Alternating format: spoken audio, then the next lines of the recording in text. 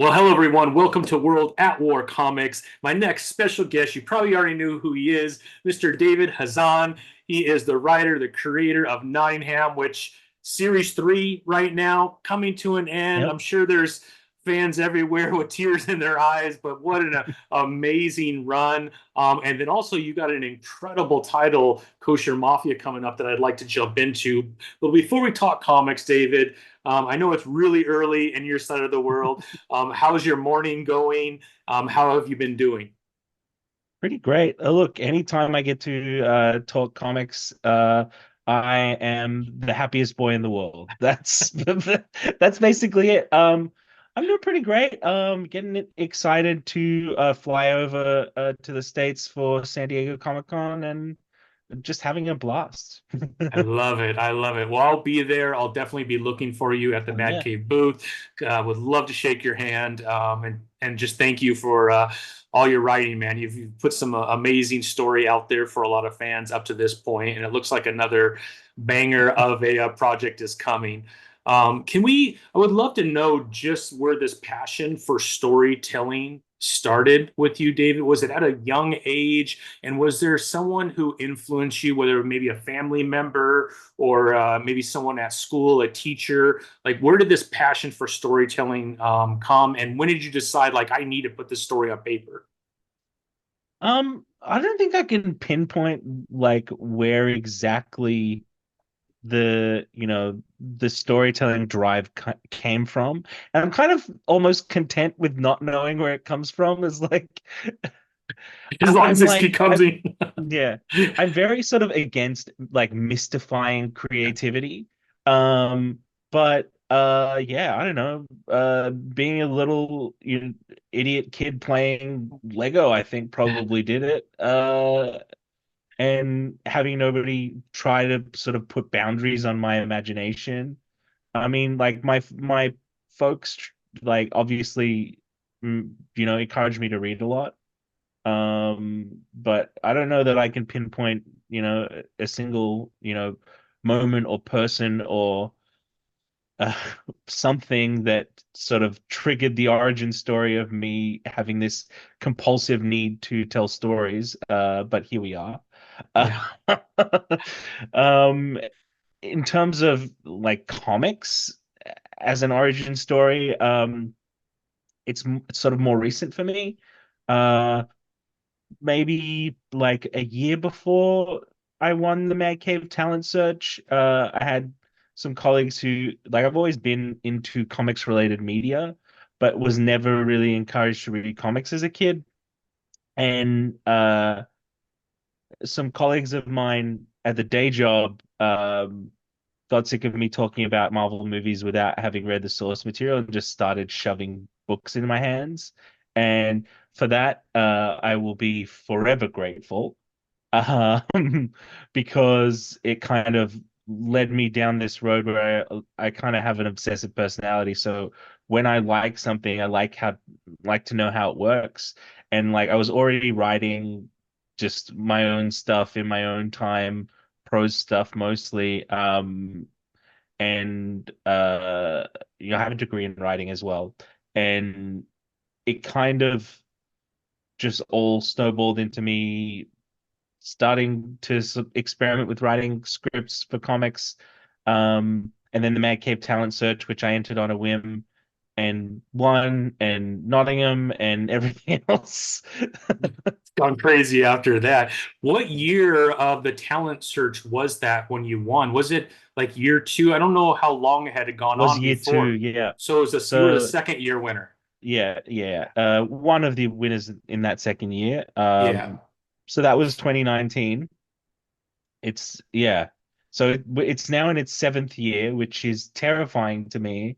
Uh, That's what happens, absolutely David. terrifying that, I've been doing this for half a decade. Like, what? Hey, this is next, my friend. It'll start looking like this. Oh, we're on our way. You just have to zoom in. They're there. My barber keeps trying to like snip them. as he does my beard. Obviously, it's been a minute since he's done my beard, but I'm just like, don't worry about it. I'm very accepting of that. Yeah. Big transition to salt and pepper. That's okay, you know. Yeah, yeah, exactly, exactly. Now, when you um were part of that talent program, if I remember and read correctly, you sent in a 10-page story of Battle Cats, which is a Mark London title, You pay attention. which You pay attention. You do your yeah, research. a little bit, a little bit. What I wanted to know is when you were writing that for this talent program, did you already have Nottingham as a story started, or was that after you were accepted into that talent program that you were like, then that story started to come to life? I think the idea was in my head, Okay. um, but it was, more of a like really bare bones, like top down concept of the sheriff as a detective in a police Yeah. procedural. That was all I had. Well, it definitely, well, there's a lot that's added on to that from a story standpoint, which is amazing because it really goes emotionally in a lot of different directions, especially as you get to series three. But did you like how much of that story did you have developed, or were you like you were writing and then you're just continually developing as you were writing? And how did you know when, okay, this is going to be the end? So, I knew exactly what volume two and volume three were going to entail by the end of 2019, if anyone let me do it. I really didn't think that I would get to do more than just the one volume. Um, but yeah, because as part of doing the work, you have to do the research into the history. And so I was constantly looking things up to make sure everything all aligned. And that's sort of the nature of writing historical fiction. You need to know where the sort of guide rails are, so you know when you can leap over them to do something fun and interesting, and when you should stay in your lane. Um, but yeah, I landed on the concepts for volume two and three before I finished volume one. Oh, wow. Um, and Mad Cave just kept letting me do more. So yeah, and I think this is a fitting ending. Oh, I hope so. I don't know if you've read it. I think you read the whole thing. Not Okay, good. three, not three. I haven't read the whole thing of three yet. Okay, Yeah, yeah, yeah. But one and two okay. for sure. One and two for sure. I love it. But three I'm working on. Yeah. Look, I didn't know if Mad No, Cave shared that with you. no, no. But But please, please go, please. Whatever you have to say, you're not going to hurt my feelings. I love the story no matter what. look, I think I hope I did it justice. It's like it's a big task. Writing endings in any way, shape, or form, if it's a short story, if it's, like that's where you have to really try to stick the landing, and it's hard. Yeah. And I think the longer the thing goes, the harder it is to stick that landing. Um, and I hope I do everybody who's invested in me since day one justice. I feel like it's some of my best work. But you can never tell how people will take the thing. You just have to accept that this is the kind of story that I would want to read if I were a Nottingham fan. And I mean, I am. It's kind of like this weird thing of, yeah, I am kind of like I am always writing the things that I would want to read. So I would think and as a creator like you, David, where you're writing this amazing story, you're going into your third arc. I mean, how hard is it going to be to drop the pen and know now I'm moving on to other things? Or is there a relief that I came up with the stories I wanted to come up with, and I'm not sure if I have any more to give to that, and now I could use that energy somewhere else. I don't know if that made sense, but it did in my head. I yeah, don't know if it like did. absolutely, it's absolutely that. And I I wanted to give fans a complete experience. So like 1 to 15, a complete story, and you get hopefully you get that sort of structural payoff rather than this kind of going on forever.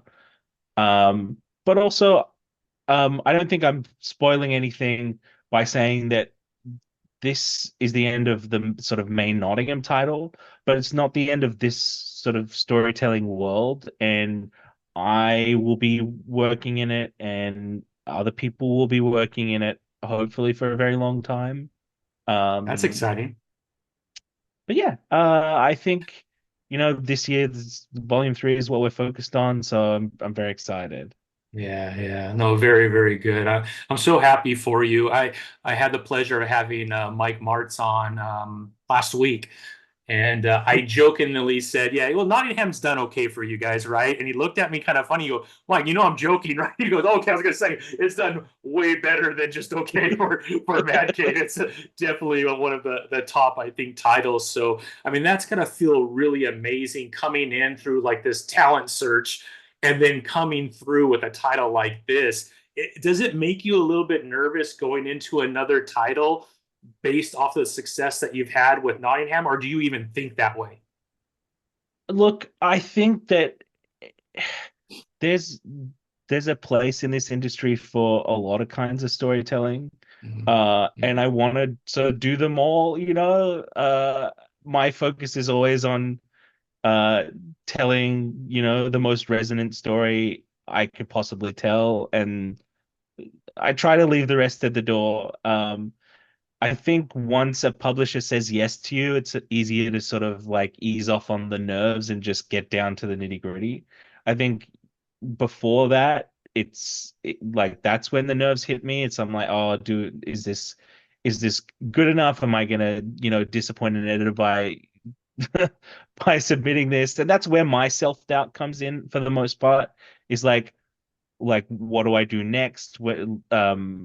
And I think that's for a lot of creators. But once the ball is rolling on a project, there's always a way to like make it important and interesting. And sales you can never predict.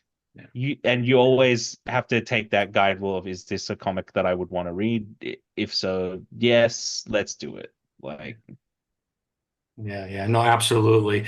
Now, when it comes to this new title, Kosher Mafia, I always love, just from a creator's perspective, to understand how they think when they're writing, their style of putting their story together, and how far ahead they like to work from a comfortability standpoint.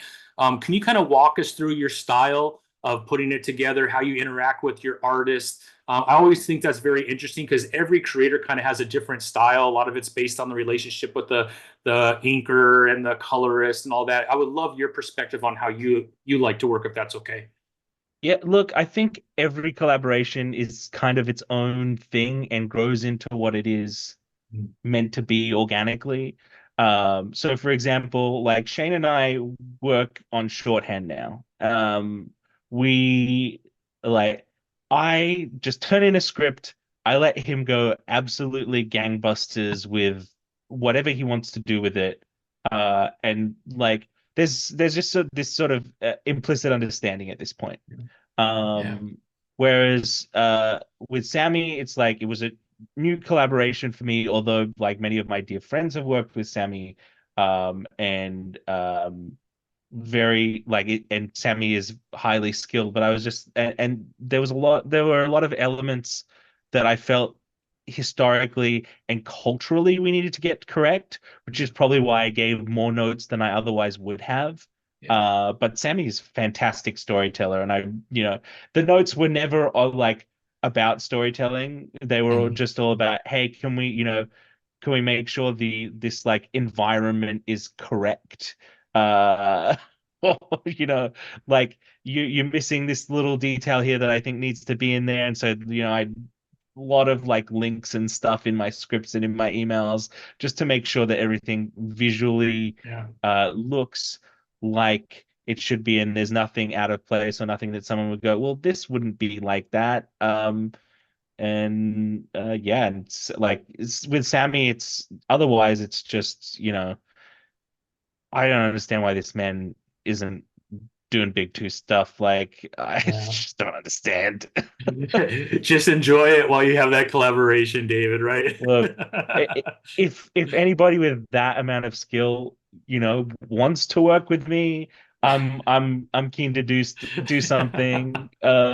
And just like a lovely human being who's very easygoing and just knocks it out of the park every time. Yeah, And I mean, absolutely. that's been my, for the majority of my collaborations, my experience, which I'm very grateful for. Yeah, no, absolutely. I mean, you can't enjoy Nottingham without having the utmost respect for the art that goes with it and the world building from the art. I mean, you have some of the most epic covers alone, let alone the Oh, interiors and the double wide pages. I mean, it's just chef's kiss, my friend. yeah, and I think this year I was really like with Shane, I was like, let's get some really like punchy double page spreads. And I think there's one in the final issue of Nottingham that will like really uh pay off a lot of the fandom in a very I mean in a way that was meaningful to me. And most of that was Shane. I was just like wide shot of this. And then he added some details. I was like, oh, that's great.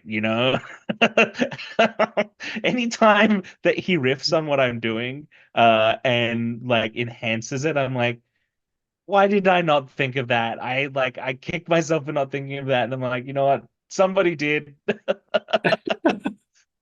That is so cool, man. I love it. And like you said, man, the art is just next level.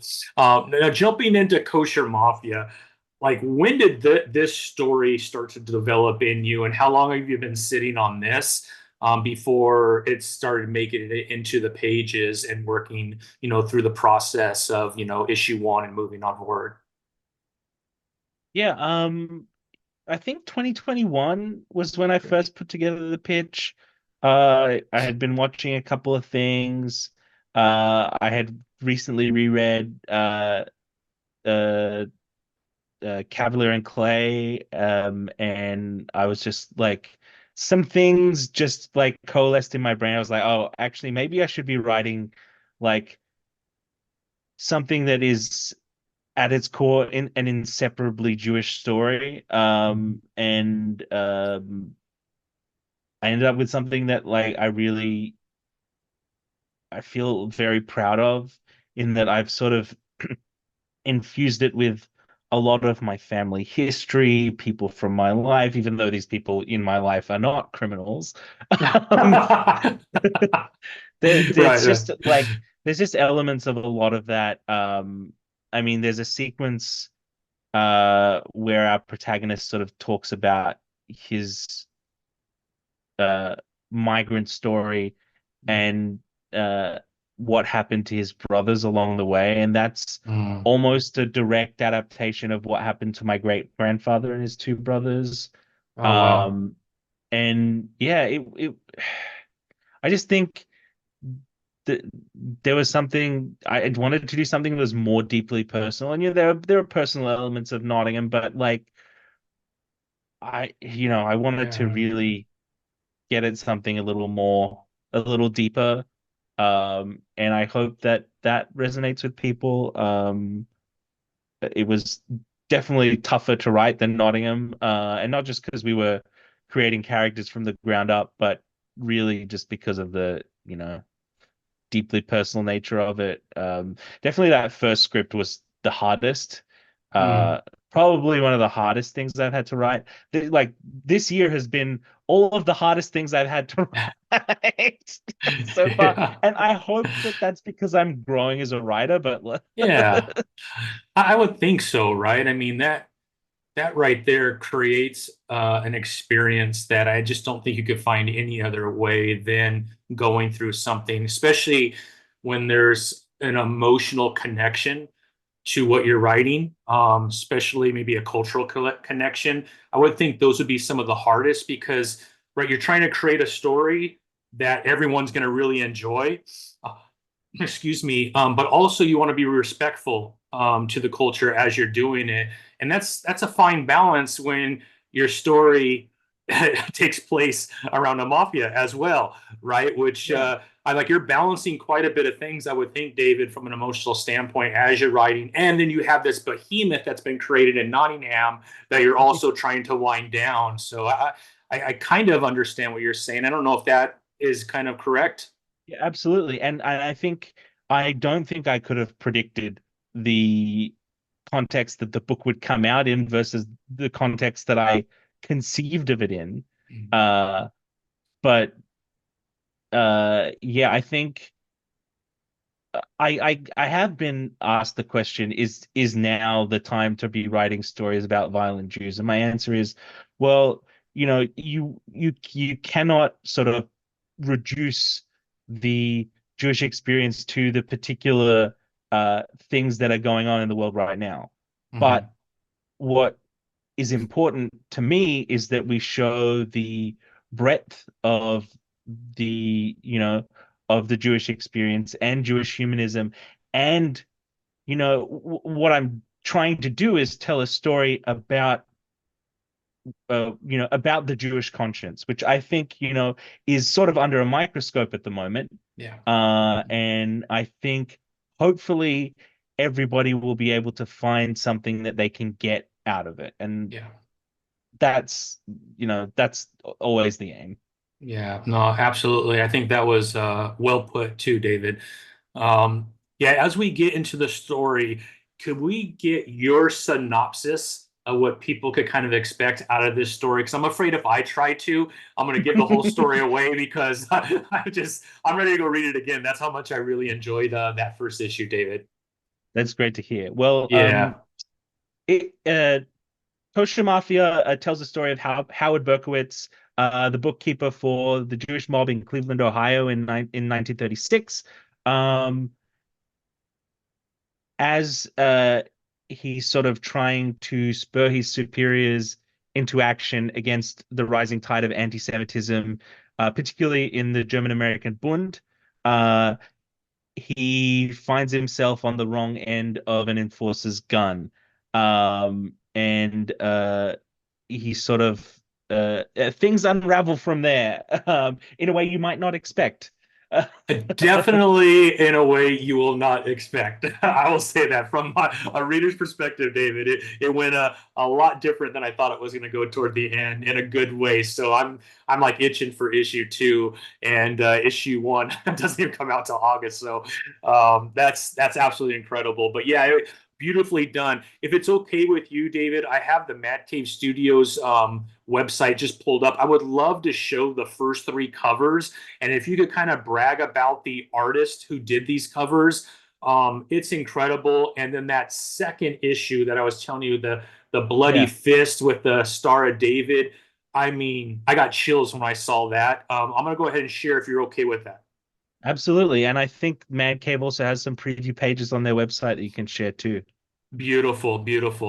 All right, so here we are. Here is the three covers, cover A, B for issue one, and then that issue two that I was telling you about that I just think is, I mean, it just makes you think like what the hell is going about to happen in this one. But if you could just walk us through the artists of all three of these, that would be amazing. Absolutely. So I don't know why my video turned off. There we Oh, go. you're back. You're back in. So that cover A is our series artist Sammy Cavella, with colors by Jason Wardy. The interior colors are by Ellie Wright. And same with the issue two cover A is also Sammy and Jason. And then the issue one cover B is by the incredible Sean Martinborough. And God, that was like a delight. Man Cave always like really aims like at least well above where my like self-image of my career is at with things like this. And it's always a delight. And just a lovely human being as well. Yeah, Again, just like working with the best people, not just the most talented, but also just the like kindest and most generous people. And uh, this cover is sort of like a a replication of some of the elements of the first scene in this first issue, Yeah, and it just knocks it out of the park. absolutely. It matches perfectly to that first scene. Yeah. Yeah. And then can you tell us the thought process that went into, like, was this your idea on Mafia issue 2 cover with the hand with the Star of David, or did you just kind of give free reign to the artist and this is what the artist brought back? Like, what was the thought around that? Because that cover is badass, David. It's I think incredible, there man. were, I think there was an original version of this cover which was slightly different, Okay. and I sort of chimed in to add a few details, Mhm. and switch some things around. But yeah, it is phenomenal. Yeah. And uh, look, I don't know if it's just gonna become like my brand of object that is central to the story, like dripping blood on the cover of a book, but I'm always delighted to see it. Well, It's just evocative, you know. yeah. And it's so like it's just the essence of the story, with a coat of red paint. Yeah, yeah, you do have quite a few covers with a little bit of blood on them. So I could tell you as a fan, I also eat them up, my friend. So I think you're okay. Let me move down because, like you said, or maybe move up. I thought there was a little bit. No, it doesn't look like there's anything from the interiors on here. I don't believe. So yeah, that's okay. This definitely is one Perhaps page in the if you interior. if you scroll up a little bit and jump to the cover A, Okay. I think there Okay. might be some preview. Yeah, there they are. There they are. Yep, you're right. I'm Yeah, sorry. You're right. There. Yep. So you now we gave away kind of where that cover B came from, right? absolutely. Sammy is so great. I can't look. I'd love to work with him again. So I mean, the detail, David. A lot of artists when I interview them, right? They love like creating the hero or creating the character, and they love putting the character in different positions. The one thing most artists always tell me is drawing cars or all the detail work behind the scenes per panel is really what just it's tiresome. It's not that they don't like to do it. It's just it wears you out, right? And when you look at the detail at some of the pages through issue 1, I mean, Sammy is working like overtime to put as much detail as possible in there. So I'm telling you, as a reader of this comic, you are in for a treat when it comes to the interior art because there's no cheating. At least from what I have seen, David, I assume you would agree with that. Sammy just doesn't uh, cheat. yeah, I mean, he's always doing the I'd say the most, but he's doing the right amount of work, Yeah, like yeah, the moments that need to breathe without backgrounds, they're there. The moments that like need detail to sort of orient you and infuse you in this world, he's doing. And then Ellie comes in with the colors that just immediately give you sort of place, time, and tone, yes. without any sort of effort. It's almost effortless. I couldn't be more thrilled. Yeah, yeah. No, I think Ellen deserves quite a bit of credit too, right? Because we're talking about a 1930s time frame. So the coloring on this, I would think, needs to be very, excuse me, specific to be able to get that right. Because the wrong colorist, right, all of a sudden you have a more modern take on an older time frame, which just doesn't work out. So Absolutely. And it's sort of incredible. like it doesn't skimp on color. Like, often you get period pieces where the automatic instinct is to sort of make things sort of dull and sepia toned, and you can see some of Yeah. these panels that are flashbacks do that, but they do it in such a like clever way that it really enhances the experience. So like you've got a period piece in which there are flashbacks, and all of those flashbacks just work because Elias put in so much effort to make them work. Yeah. And we jump around in time sort of a lot in this issue. And I think without that attention to detail from the coloring, we'd sort of lose the thread of that. So Yeah, no, absolutely, absolutely, and very important in that first issue to create the context for everything that is coming forward. You could kind of see some enforcer action in this one, which I really loved. I don't know if you want to walk us through this a little bit, but another incredible 4 or 5 panels there.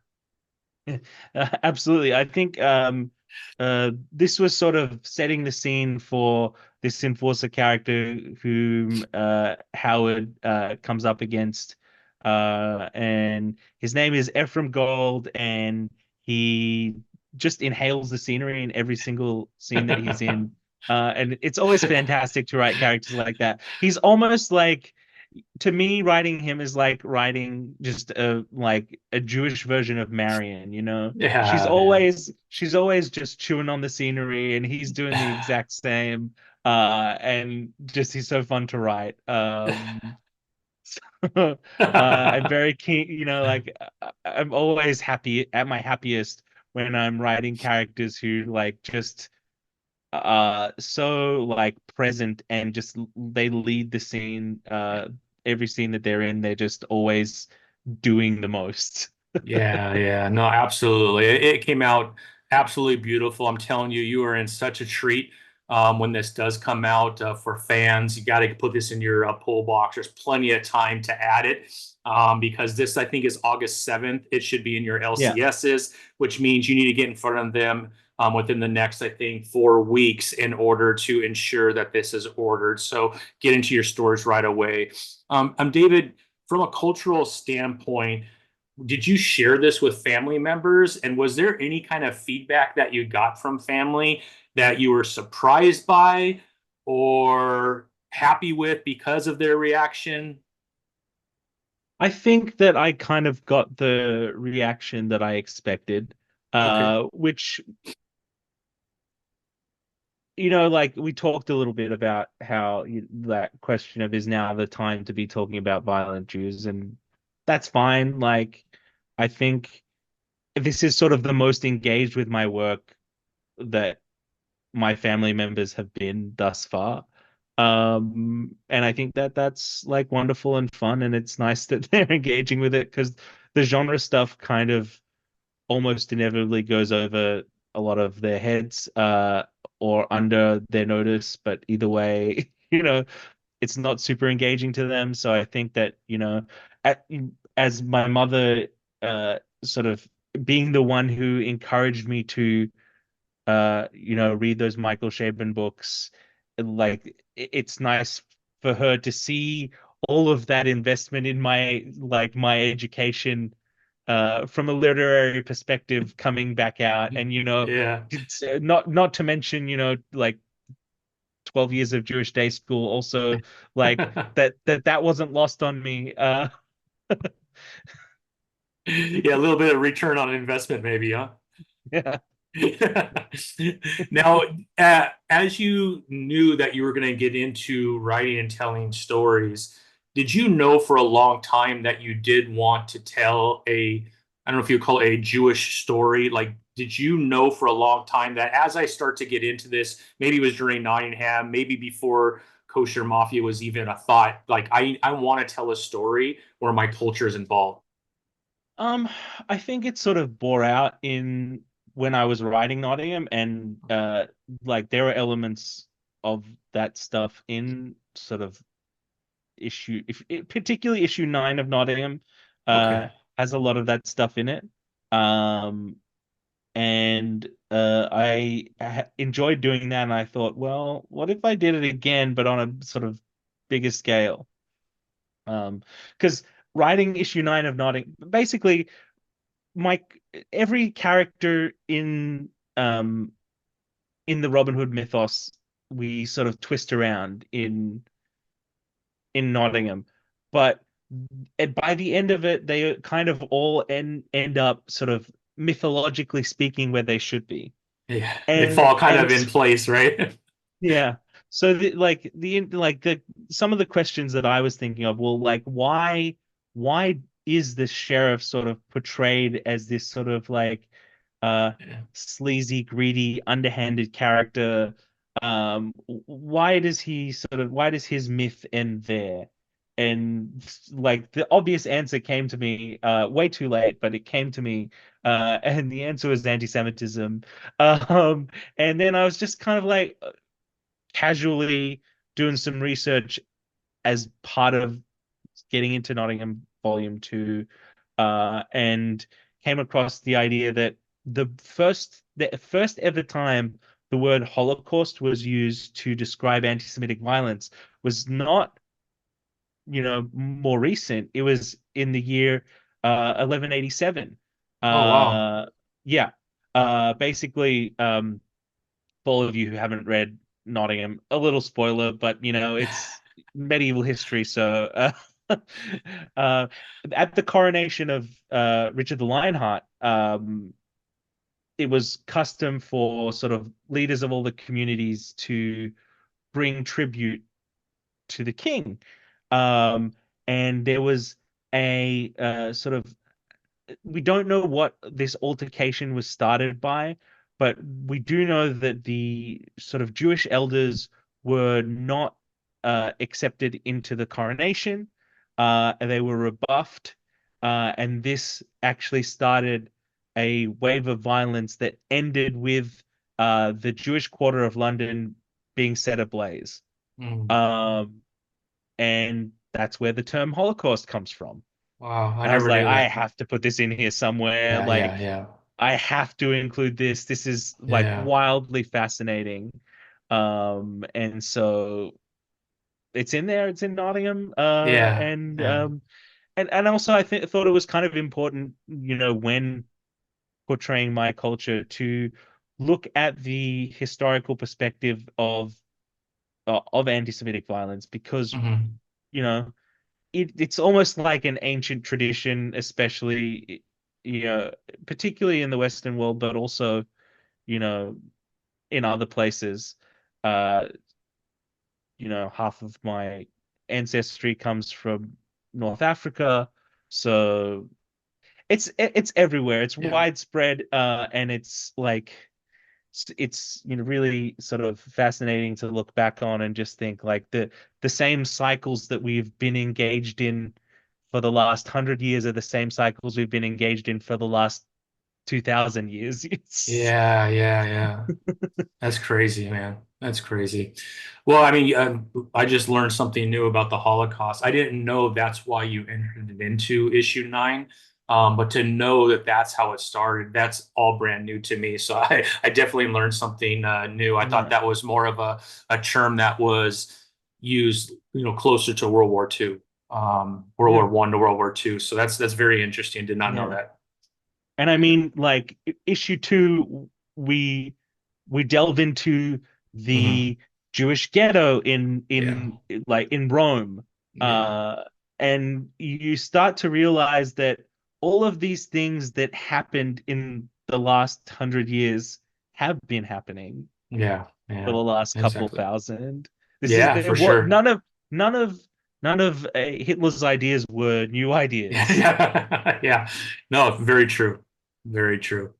Now, when we get to the Kosher Mafia, my understanding this is going to be a 5-part series arc to start with.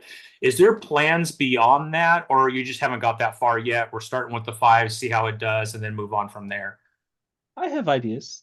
Ah, very good. Excellent. Excellent. I'm kind of waiting on like numbers. Yeah. Like it's always a numbers game with these Mhm. things. Yeah. Um, I definitely would like to do more. I know exactly what I would pitch if we get asked to do more.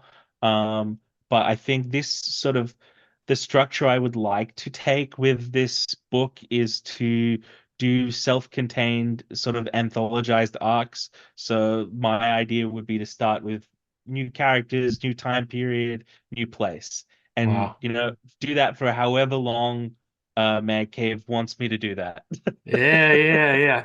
I mean, I'm a big Conan the Barbarian fan. Not that this has anything to do with what you just said, but I What a love it. surprise! Somebody who loves Nottingham also loves Yeah, Conan. exactly. But it's very similar to that, right? I mean, you could jump in at Conan at any time, and it's like three, four, 5 issues, and that's the arc. And since day one with Roy Thomas, with issue number one, Yeah. back to Robert E. Howard when he created Conan, he created all these little short stories, which I love because sometimes you can't sit and read a 200-page book, but I could read, maybe a 20-page story arc of him fighting some serpent. So I love that idea of Kosher Mafia where you're getting that same experience, short stories, new people to kind of get connected to, get angry with, all the emotions that you go through when you're reading a comic book and you make a connection to a character. And then you're off to the next arc. I think that is there's not enough of that, I don't think, in comics, and I think that would be kind of refreshing, at Yeah. least to me as a fan. I would enjoy that. I think crime comics sort of do it more than Yeah, any other genre. yeah, I really am fascinated by sort of the idea of a title that is kind of that flexible that, we can do the next arc in, you know, London in the 40s, New York yeah, in the late 80s, early 90s. Like I've got a plethora of ideas because obviously, you do all of your research and it leads you on yeah, these rabbit holes and you're like, I'll put a pin in that one and I'll put a pin in that one. Like it's just really great and really fun. yeah, A fun way to tell stories, I think yeah, that is I love historical fiction, obviously. I yeah. didn't really think that that was where I was going to end up, but it seems to be a theme that is playing itself out over and over again. So I guess I've just leaned into it. I love it. I love it. Now, as a creator, and as you are doing all of this research, kind of a weird question because obviously you love creating, you love writing, but how close is the research that you're doing to find new stories? How closely enjoyable is that to actually when you finally sit down and you write a story for a comic book? I think a lot of that happens simultaneously. Okay. So like, I'll be doing the reading and I'll have like my sort of draft pitch document open. And then I'll keep doing reading until that's done. Do some reading afterwards as I'm like preparing to start scripting. Then while I'm scripting, I'm checking details. And if like I find something cool while I'm checking details, I'll add those elements to it. It's just some sort of weird alchemy of like constantly being tuned into um a lot of Google searching about the past, which Yeah. and you get to keep the elements that like you find interesting. You get to find a way to dance around the elements that you just don't particularly find compelling.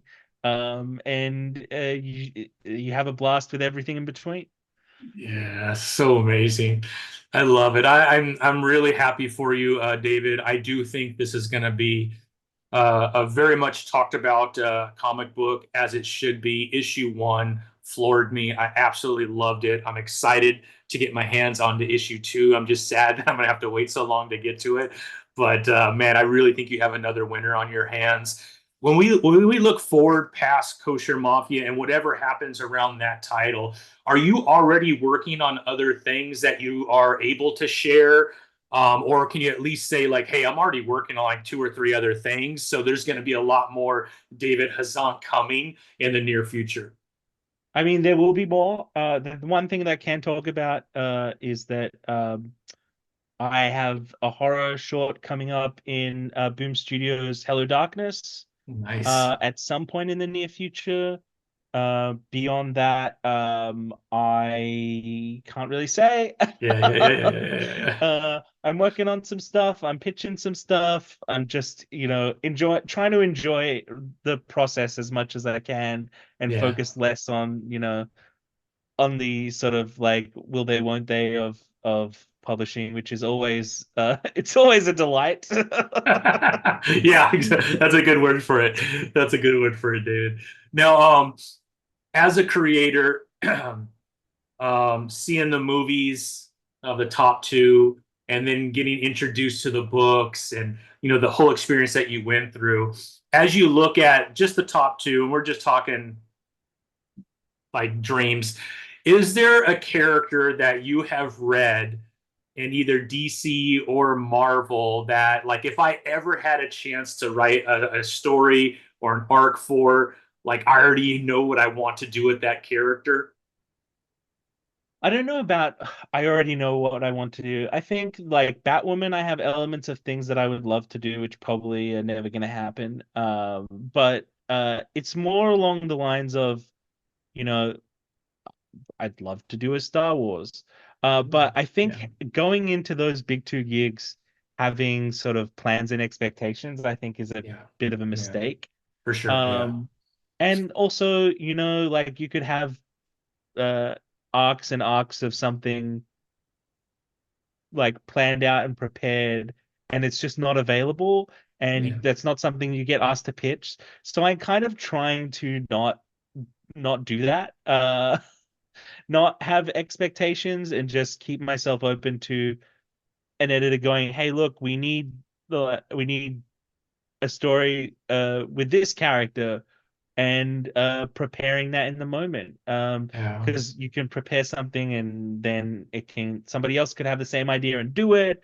Uh, the timing might not otherwise be right. Like yeah, I try not to sort of forecast too much anymore and just try to focus on the here and now.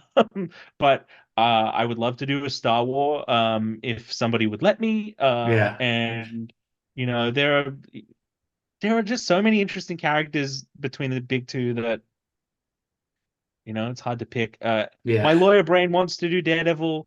yeah, No idea at the moment what I would do with it, but if somebody yeah. asks me, I'll figure it out. Yeah. That would be amazing. That would be amazing. Yeah. I would actually love to see you. So you have Conan the Barbarian. I was telling you I'm a big fan of that. What about Savage Sword of Conan? Because that is a lot of different writers, which is a new title they brought back, which was super popular under Marvel. Jim Zub has been writing some of his best work, I think, under Conan. But Savage Sword, you could, with your Nottingham and your style of writing, David, I'm just telling you right now, if I ever get in front of the Titan heroic group, I'm going to say, please call David Hazan and have him do something for you, because Listen, you from would your you'd be mouth, badass, man, in from one your of those mouth to titles. Titan's ears. But Yeah, I feel like I could only do it justice, with Shane as the co-pilot. Like, yeah, yeah, yeah, I don't know that I would feel too guilty doing it without him because I know yeah. that's like Yeah. big on his mind at all times. Um, Conan is one of Yeah, those like bucket listers for him, and yeah. I just think that it would not be the same experience without him. So Yeah, yeah, yeah. I think it's doable, David. Like, I don't know what the process is. You're an experienced creator, so you kind of know how all that inside business type stuff works. I know Conan the Barbarian itself is kind of locked up with Jim Zub, at least for, I think, I can't remember how many issues he's under contract. But the Savage Sword is perfect because they're constantly bringing in new writers. And man, if I could put it out if into they're in San Diego, my little either. I'm hunting them down. You know that, Yeah, right? Like Jim is going to be there. Like, I don't know how big Titan's going to be there, but I did hear Jim Zub's going to be there. And man, I've had him on the show. He's actually coming on again because I just love Conan and I just loves Jim. So I'll get in his ear too when I talk to him. Like, dude, David, if you haven't read Nottingham, I'm telling you, he could write a badass Conan story in Savage I Sword. So would I got your happily back, do David. that. I would happily do that. Yeah. I'm kind of not done writing like people with swords. Yeah. I hope not. I love it. Like that's kind of like that's where my heart lies. Yeah. I was obviously a big fantasy reader growing up, so Yeah. more of that. And I love pulp fantasy. Like Yeah.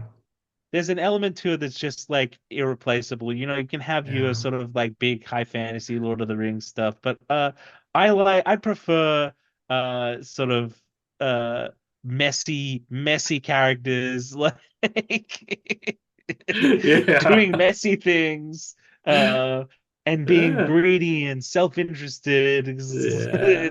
and it's just much more of a good time for me. And like I love obviously all corners of the genre, but like Yeah. that's where I think I thrive as a writer. Yeah, you definitely thrive in that area for sure, my friend. Well, David, I can't tell you how much I appreciate you spending some time with me. It's amazing to get to know you. Huge fan of your work. Really cheering for you and this new title, Kosher Mafia. Anybody that's watching, I will put the preview code below to make sure that you go directly to your LCS. Give them that code. Tell them this is the comic book I need in my pull box. It's only 5 issues. You're going to want to read this arc. I've had the pleasure and the honor of being able to read issue number 1, and I will tell you, you will not be disappointed. As a Nottingham fan, you're also going to like this because the covers alone are badass, but there's some blood and guts going on in here as well as this amazing story. So, man, congratulations, David! Incredible work, my Thank friend. you. Thank you so much. Yeah. Very excited for people to see it. Yeah, yeah. And then just to kind of close out, how do people follow you on social media, David? Are you kind of on all platforms under your name, or is there a certain title that you're using? Yeah, best places to find me are Twitter and Instagram at David T. Hazan, or my website at davidhazan.com. Perfect. Easy And enough. my Twitter usually has what's coming up next, which obviously is the ending of Nottingham, and the start of Kosher Mafia next month. And we also got we're 2 weeks away from uh Nottingham 14, which is the second last issue, which I think is the craziest issue I've ever written. Really? And yeah, I think every panel that I wrote, I could hear Shane just like cursing my name. So, and speaking of Shane, I probably should mention Yes, that please. he also has a Mad Cave book coming out starting in September with issue 1. You should definitely get him on the show. Please, yes. It's called Prairie Gods, and it's sort of set around this prairie town in Canada called Broadacres. It's sort of an anthology. Each issue is a self-contained story, but it like contributes to a larger world. There's like a bit of Sin City vibes to it, a bit of like a supernatural element to it. It's fantastic, and anybody who like loves Shane's art on Nottingham is gonna be in for a treat. Anybody who wants something different out of their comics, in for a treat. And it's Shane writing, drawing, coloring. Like Come on. you always like when artists are like, actually, I can do all the things. You're just like, fine, I guess. I know. Damn it, right? Damn it. Damn it, he's so talented. But no, congratulations. Yeah, I will definitely love to have Shane yeah. on. So I will certainly reach The out and make definition of a sure. multi-hyphenate, like Yeah, yeah, really so. now writer, artist, colorist, actor, musician. How is I'm so just like, much I do talent one stuck thing in well. one? I do one thing well. And I'm not even sure about that. I know. I'm still trying to figure out what my one thing is, David. So that's incredible. I would love to have him on. Obviously, thank him for everything that he's brought into these stories as well, but also to pump up Prairie Dogs. I'm no doubt that that's going to be a banger as well. I would tell you, Mad Cave is not playing around this year with the titles that they have coming out. I mean, Alex Segura and Dick Tracy. You got Jeremy Adams on Flash Gordon. I mean, it's insane the year that Mad Cave is having. And I cannot wait to get to the booth at San Diego Comic Con because now that I know you are there, because I didn't know, David, to be Yeah. honest, that you were going to be I'll at be San Diego. I'll be around, and also there'll be a Nottingham signing on the Thursday at 4:30 till Okay. 5, I believe. So yeah, if you're around San Diego, I mean, you are going to be, but I mean, the royal Yeah. you, your audience. Yeah. If you're going to be around, I will be signing books. So come say hi. Yeah. That's incredible. Is Shane going to be there by chance? Unfortunately, not. Okay. I kind of tried to, but Yeah. Yeah. busy, Yeah. busy Life. man. He's he's he's he's gonna be instead drawing prairie gods, I think. Yeah. That's probably a good choice. That's probably a good choice, right? That needs to be done. Uh, Well, David, thank you so much again. I had a blast talking to you, my friend.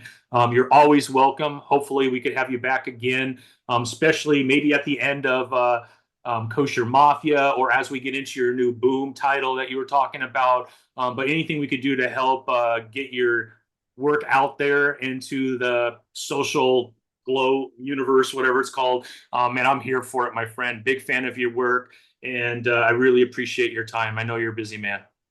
Thank you for having me. It was an absolute pleasure. All right, my friend. You have a great rest of your week, okay? You too.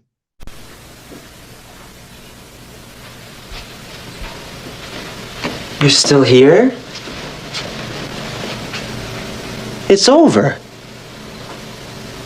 Go home. Go.